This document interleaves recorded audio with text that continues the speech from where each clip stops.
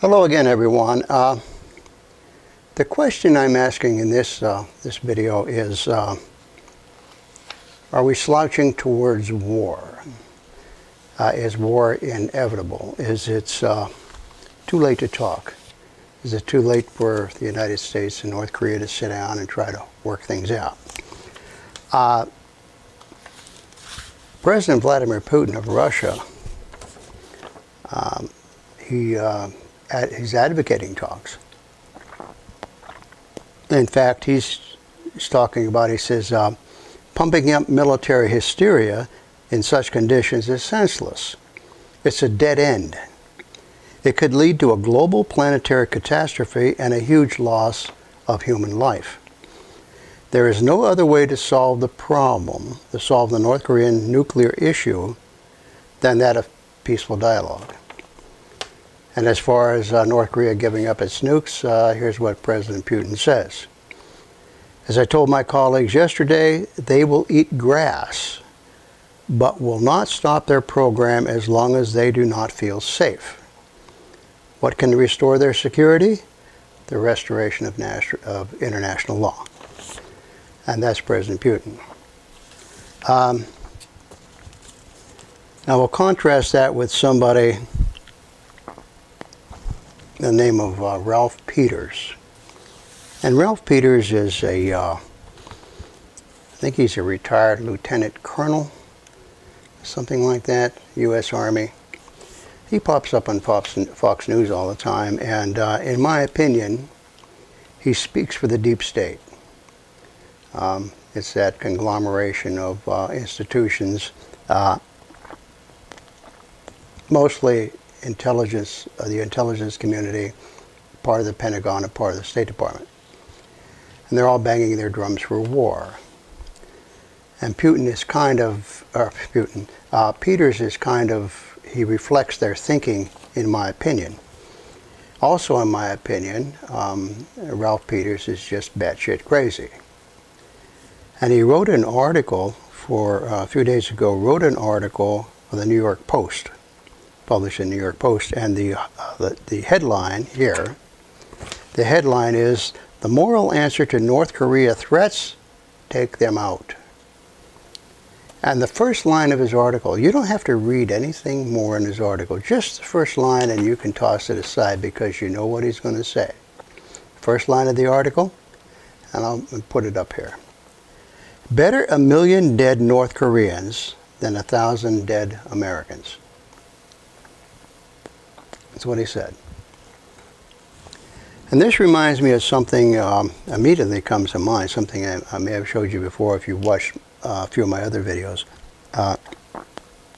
General Curtis LeMay, Air Force, commanded the bombing campaign over North Korea during the Korean War from 1950 to 1953.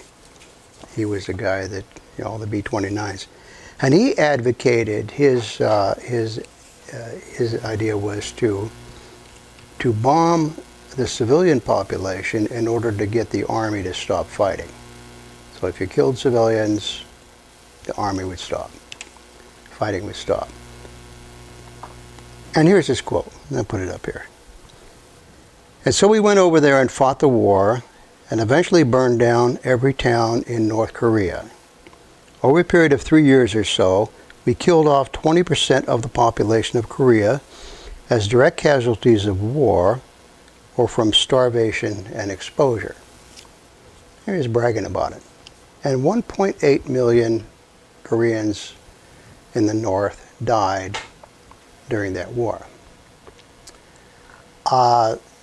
General Douglas MacArthur, who was in charge of the war, he was fired by President Harry Truman because he wanted to nuke China. And Harry Truman says, no, don't do that. We're not going to be using any nukes in this war. MacArthur went ahead and planned it anyway, and he got fired. So that was that way of thinking. Even back then, people were a little nuts. So, that's where we're at. where people thinking like, all they can think about is war. Where President Putin, he's looking at this picture and going, if you start with North Korea in a war, well, that's going to involve, and he says this without saying, it's going to involve Russia and China, just like it did the last war. The CIA told Harry Truman, they promised Harry Truman, no, China will never get involved in the war. They've got too many domestic problems. What happened? China got involved in the war. And so did the Soviet Union. I mean, they flew, Soviet pilots flew MiG-15s against American B-29s and knocked a lot of them out of the sky. So, and then plus, if the U.S. attacks North Korea, Iran is sitting right there waiting to go to war. I mean, they're chomping at the bit to hit Saudi Arabia and Syria, or Saudi Arabia and Israel. And it's hard to say which country they hate more, Israel or Saudi Arabia. They're both equal. So, getting back to why not talk?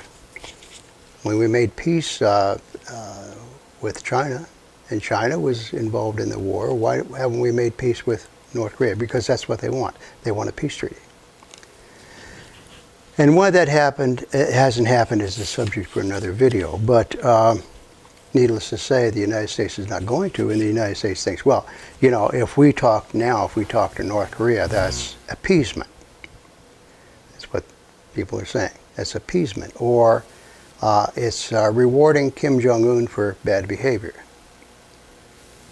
Well, that's stupid.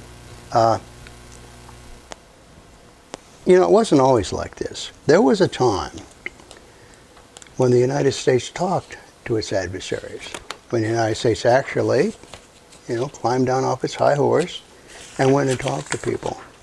A good example is, an excellent example, is Ronald Reagan. It wasn't long after he became president, when he was briefed on the situation, that he discovered, to his absolute horror, that he would have less than 8 minutes to decide whether to launch a counterattack against the Soviet Union if the Soviet Union launched missiles against the United States. He said, 8 minutes. Yes, Mr. President, less than 8 minutes. You have to make up your mind whether you're going to push the button. And Reagan says, this is nuts. We can't live like this. This is crazy.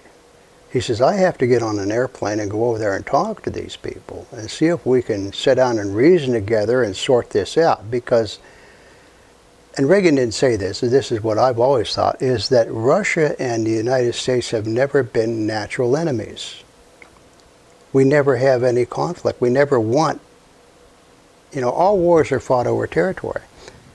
We don't want anything in Russia, and neither does Russia want anything in the United States. I mean, they sold us Alaska, for crying out loud. So we're not natural enemies, and this is what Reagan realized. And then you take Jimmy Carter, who was probably considered to be one of the worst presidents that we've had, but Jimmy Carter won a Nobel Peace Prize. And unlike Barack Obama, Jimmy Carter won his prize fair and square. And that's because he brokered a peace agreement, a peace treaty between Israel and Egypt. And here's a picture of the triple handshake between Carter, Begin, and Anwar Sadat. So, but even before that, here's something interesting. Richard Nixon was always a cold warrior. He was always virulently anti-communist. That's his whole history, being anti-communist, and a lot of people call him, well, right-wing. Well, Nixon wasn't right-wing. He was more of a centrist. In fact, a lot of social programs took root under his presidency.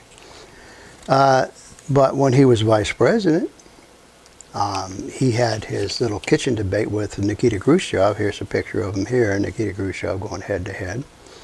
Look at all those reporters crowded around, leaning in.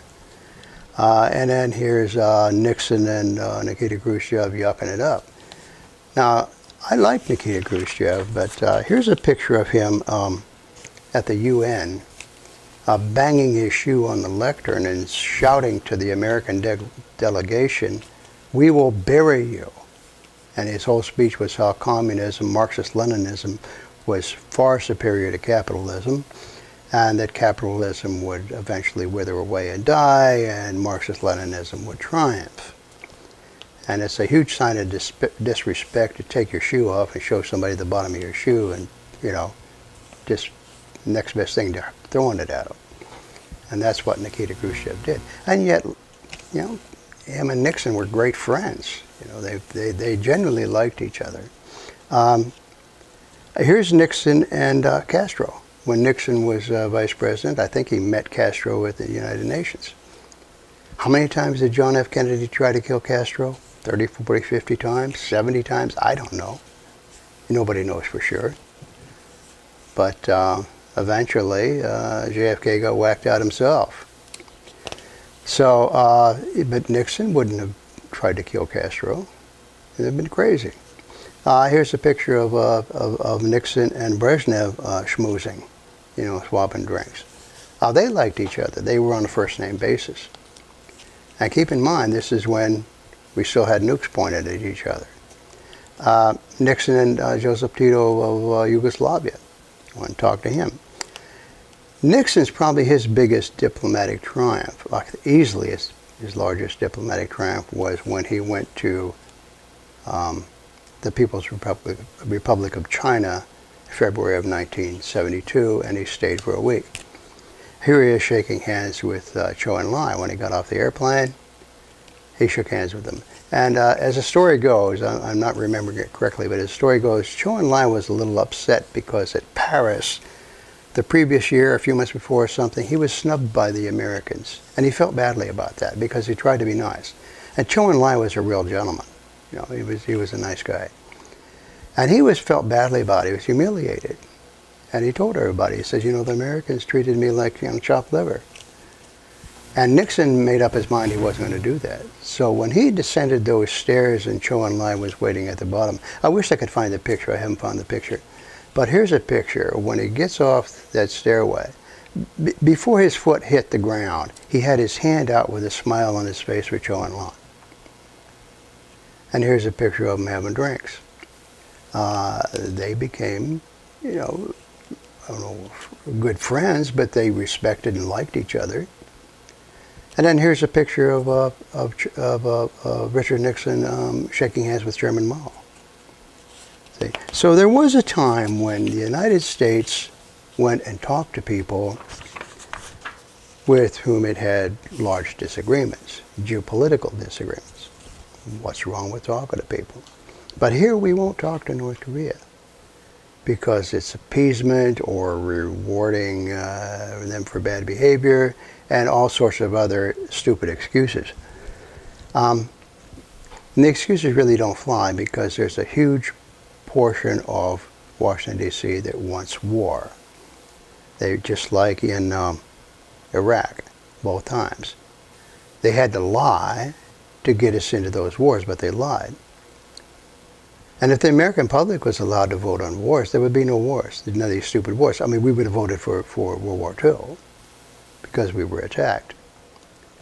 But, you know, Vietnam, nobody would have voted for that war. Korea, no, they wouldn't have voted for that.